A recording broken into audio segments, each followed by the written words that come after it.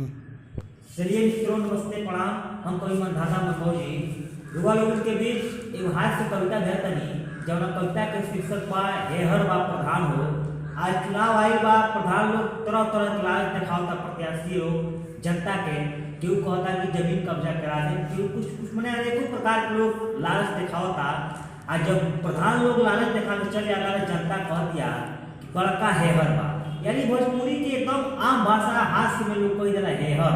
वही हेहर सब कोई कविता में लिखले बानी, जबकि पूर्ण रूप से काल्पनिक बा। सुनी जरूर लोगे। अरे हेहर बा, अरे हेहर बा प्रधान हो, जनता के ना बात सुनेला नहीं काम पर ध्यान हो। अरे हेहर बा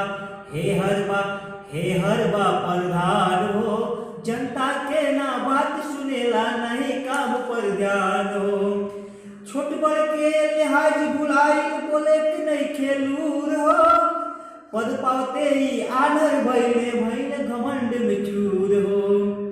छोट बड़ के लिहाज बुलाइले बोले कि नहीं खेलूर हो, पद पावते ही आनर भैले रहे घमंड में चूर हो।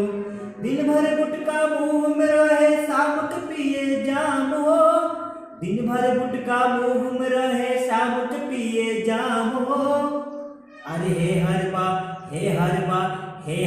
प्रधान हो, हेहर बा प्रधान हो। जगह जमीन के हर जगह लफड़ाई फैलावेले, कहे जिताव कब्जा मिली लोग के भरमावेले। जगह जमीन के हर जगह लफड़ाई फैलावेले, कहे जिताव कब्जा मिली लोग के भरमावेले। यही चक्कर में गईल पिटाई नहीं खे करा ध्यान हो, यही चक्कर में गईल पिटाई नहीं खे इनका ध्यान हो। अरे हेहर बा प्रधान हो, अरे हेहर बा प्रधान हो। गाँव में नाही नाली बनल सड़क हो, गाँव भर के लोग गाड़ी देला तबो न पड़े फर्क हो। गाँव में नाही नाली बनल सड़क हो, गाँव भर लोग गाड़ी देला नइखे तनिको फर्क हो। आए चुनाव घूम के गाँव देले सबके ज्ञान हो, आए चुनाव घूम गाँव देले सबके ज्ञान हो। अरे हेहर बा